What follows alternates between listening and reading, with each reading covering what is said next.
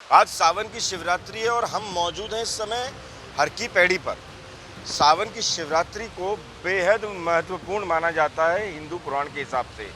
कहा जाता है कि भगवान दक्ष प्रजापति के मंदिर में इस दौरान भगवान शिव साक्षात 1 महीने के लिए यहाँ पर विराजते हैं। लेकिन यहाँ पूरी तरह से सन्नाटा इसलिए छाया हुआ है हर की पैड़ी पर कि कांवड़ यात्रा बंद है, नहीं तो यहाँ पैर रखने तक की जगह होती नहीं है। लेकिन सरकार और शासन की तरफ से एक व्यवस्था ज़रूर की गई है। भगवान दक्ष के मंदिर में जो हरिद्वार के निवासी हैं उनको जाने की इजाज़त ज़रूर दी गई है और उनसे कहा गया है कि वो दर्शन कर सकते हैं और गंगा जल चढ़ा सकते हैं शिवलिंग पर। और यही वजह रही कि सुबह 3 बजे से हरिद्वार के निवासियों का तांता लगा रहा भगवान दक्ष के मंदिर में उन्होंने जल चढ़ाया। मान्यता है कि इस दौरान भगवान शिवलिंग पर जल चढ़ाने से सारे पुण्य मिलते हैं और यही वजह है कि लोग लंबी लंबी लाइनों में रात से ही लगते रहे और आखिरकार उन्होंने जल चढ़ाकर वो पुण्य हासिल किया।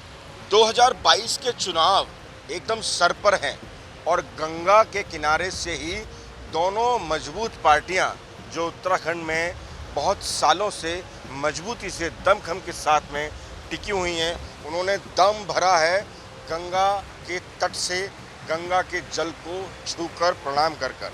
सबसे पहले मंथन शिविर की शुरुआत की कांग्रेस ने, जहां पर सारे कांग्रेस के कद्दावर नेता, सभी पदाधिकारी और सभी कार्यकर्ताओं को बुलाया गया।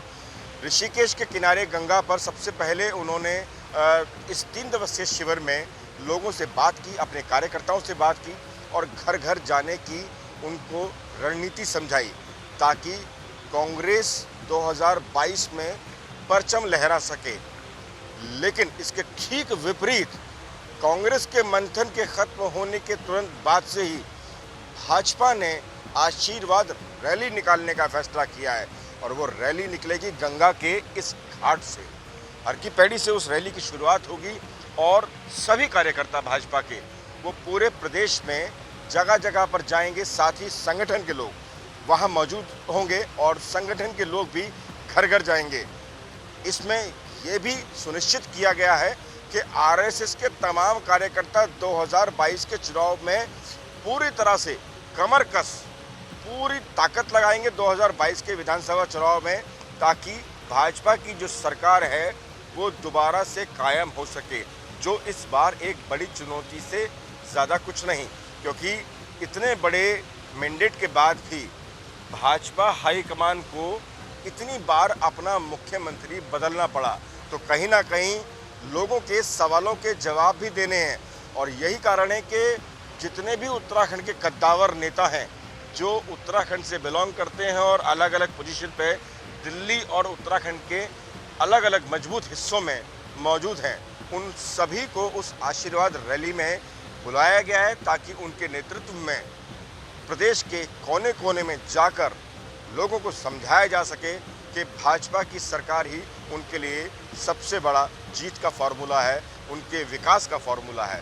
तो दोनों ही पार्टियां, चाहे वो कांग्रेस हो या फिर भाजपा, दोनों ने ताल ठोक दिया है। तो वहीं दूसरी ओर एक तीसरी पार्टी जो उभर कर सामने आई है, आम आदमी पार्टी, उसने फ्री बिजली का गारंटी कार्ड देकर इन दोनों ही पार्टियों को थोड़ा सा मुश्किल में डाल दिया है।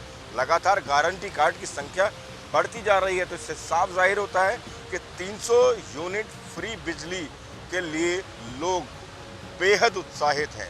तो इस बार मुकाबला 2 पार्टियों में नहीं बल्कि 3 पार्टियों में होगा और इसे इत्तेफाक कहे या फिर कुछ और, तीनों ही पार्टियों की शुरुआत गंगा के इसी किनारे से, इसी घाट से हो रही है।